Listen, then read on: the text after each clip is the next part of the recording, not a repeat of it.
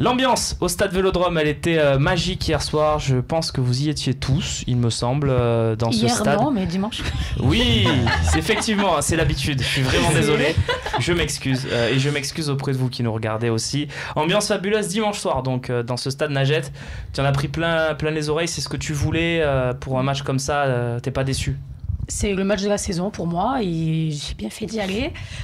Grosse ambiance, mais voilà, parce que c'était une très belle affiche. C'est un derby, mais là, le fait en plus que les Niçois aient joué les premiers rôles toute la saison, franchement, c'était un super match. Techniquement, on a vu des belles choses. Donc, l'ambiance, c'était ce que j'attendais. Romain Canuti veut Ah non, c'est Dante, le défenseur niçois, qui a lui aussi apprécié l'ambiance du Vélodrome. Je vous laisse l'écouter.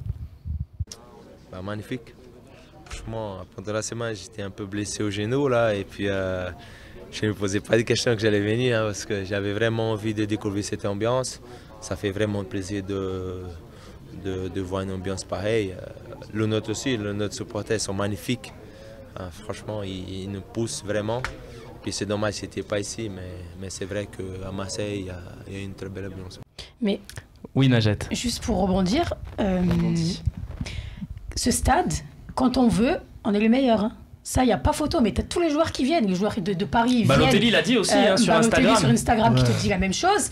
Voilà, quand les joueurs sont au rendez-vous, parce que c'est aussi ce que propose l'équipe, qui va faire aussi que les tribunes vont s'enflammer, mais il n'y a pas photo, hein, de loin. Dante, il a connu Rudy Garcia à Lille. Tout à fait. Ouais. On en parlera peut-être au même titre qu'un certain Adil Rami, dont on parlera aussi peut-être tout à l'heure. C'est de la famille à Najette. Petit teasing.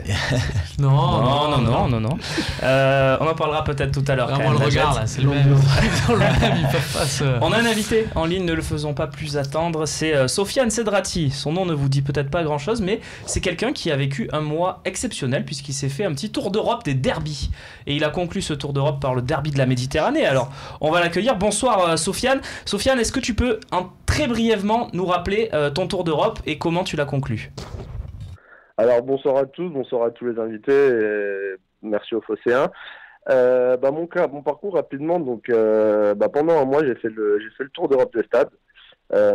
Par passion du foot, donc j'ai vécu de belles ambiances, j'ai rencontré de belles personnes, j'ai pu commencer par Naples Juventus en Serie A, puis en demi-finale retour de Coupe d'Italie, puis ensuite je suis allé voir Real Atlético en Liga pour la 36e journée.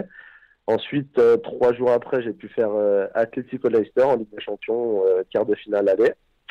Ensuite, j'ai fait 36e journée de Bundesliga, donc c'était Dortmund-Cologne, et puis j'ai fini mon parcours comme ce qui était prévu par mon équipe, qui est Marseille, pour voir le derby du Sud. Najette a validé en tout cas le match italien, et Avi a kiffé aussi d'entendre le derby madrilène. Où est-ce que tu le situes, ce match OM-Nice? Est-ce que c'est le plus gros derby que tu as vu ou pas? Dis-nous un petit peu où tu le situes dans ton voyage. Alors, de toute façon, de toute manière, je le situerai toujours en premier parce que ça reste le Vélodrome, mais je dis pas ça parce que je suis Marseillais, mais vraiment, c'est une ambiance incomparable. C'est vraiment incomparable de ce qu'on voit en Europe. Marseille, pour moi, c'était vraiment, je savais que, comme à chaque fois que je vais au stade Vélodrome, j'allais vibrer, j'allais avoir des frissons. Ensuite, par rapport à ce que j'ai vu, ce qui va peut-être vous paraître bizarre aux personnes qui sont sur le plateau, tout le monde m'a dit ça doit être Naples et Dortmund, mais non, c'est vraiment l'Atlético Madrid au Vicente Calderón où vraiment j'ai vraiment ressenti une émotion super forte, et j'ai retrouvé un peu cette ambiance qu'on trouve et cette atmosphère qu'on trouve là au Vélodrome. C'est vraiment le club du peuple, le club où tout le monde chante pendant tout le stade, les gens ça vibre, que ce soit des petits de 6 ans jusqu'à 60, 70 ans, et on retrouve vraiment ça à l'Atlético Madrid. Merci en tout cas de nous avoir fait partager ton voyage. En quelques mots, vas-y, dis-nous, tu prépares une web-série, c'est ça, qui sera à suivre où, comment? Raconte-nous tout ça. Alors en fait, donc là je vais rentrer à Paris cette semaine. Où je vais monter avec quelqu'un avec qui je bosse, un monteur, où je vais monter une web série. Donc il y aura une série par pays, donc par match, pour montrer un peu la différente culture du foot qu'on peut retrouver, qui qui est différente de la France, vraiment, et dans chaque pays, c'est complètement différent, que ça aille des supporters, des personnes qu'il y a dans la ville, même jusqu'aux joueurs de foot, parce que j'ai pu rencontrer quelques joueurs de foot, surtout en Italie, avec qui j'ai pu parler, comme Mertens et Goulam, qui sont super, super cool. Et donc voilà, c'est vraiment pour montrer les différentes cultures du foot, ce qu'on peut retrouver dans différents pays, et ce sera pour tous les passionnés du foot et même aux autres. Et ça, on pourra me retrouver comme le nom de mon concept, SoFootball Show sur YouTube ça sortira vers la fin du mois de mai.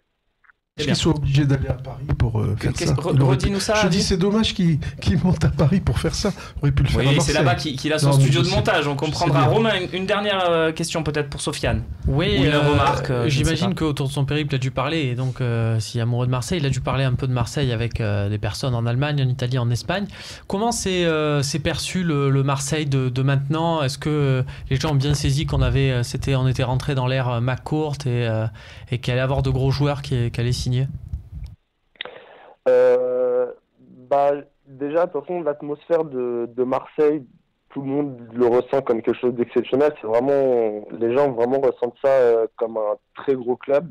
C'est vraiment pour les personnes dans tous les pays que j'ai pu aller visiter, tous les supporters ont pu me dire que Marseille c'était vraiment à part en France, et pour eux c'était vraiment la meilleure ambiance en France, et c'est ce que je pense de toute manière. Et la deuxième question, c'était quoi déjà? Au niveau des joueurs de l'OM actuel, est-ce que en tant qu'équipe, elle est considérée comme une équipe en devenir parce qu'il y a un nouveau propriétaire et que des gros joueurs sont susceptibles de signer? Je pense que dans la tête des gens et de ce que j'ai pu ressentir par rapport à comment ils me parlaient, ils savent très bien que Marseille, vu le rachat par McCourt, ils attendent, de ce que j'ai ressenti, ils attendent vraiment quelque chose de fort, et ils savent très bien que Marseille vont remonter la pente par rapport à ce qui se passait l'année dernière, et dans la tête des gens, ça reste toujours un très très gros club au niveau européen. Merci beaucoup Sofiane Cedrati d'avoir été avec nous. SoFootball Show, donc la web série qui sort bientôt sur YouTube, d'après ce que j'ai compris. C'est bien au niveau du nom, hein. Oui. Ça fait penser à. Ça te fait penser à ta jeunesse, Romain. On va dire ça comme ça. Oui, après il y a foot dedans, donc forcément. Merci en tout cas à Sofiane d'avoir été avec nous, de nous avoir fait partager son expérience. Ali, on va conclure cette partie avec toi. Oui. Ah, c'est ça. Oui, sur l'ambiance. Toi qui en as connu des ambiances, elle était à quel niveau dans ta mémoire, dans ton imaginaire de ce que tu imagines de l'OM du futur aussi? C'est la première fois où je ressens une ambiance comme à l'époque. Si je ne fais pas ancien combattant, mais mais vraiment c'est la première fois. D'abord, le ton a été vite mis parce qu'on a eu un Guéretz qui est venu chauffer la foule. Ça m'a rappelé un peu Zebio quand on est allé au Portugal, qui faisait le tour quand on a joué là-bas. Ou l'Aigle à Nice, l'Alliance Riviera. Voilà, donc déjà Guéretz qui vient et la foule était là, et plus de 60 000, un tifo extraordinaire. Fou. Bon, ça a mis déjà l'ambiance au plus haut niveau. Puis après, les actions, etc. Et puis on s'est laissé guider. Voilà, ça a été le top départ. On reste focalisé sur ce match. On va parler un petit peu de Nice parce qu'il y a beaucoup de cas intéressants au niveau des joueurs, notamment avec des fins de contrat, des joueurs qui n'ont plus qu'un an de contrat. Voir si, pourquoi pas, on peut pas gratter un ou deux joueurs dans ce bel effectif.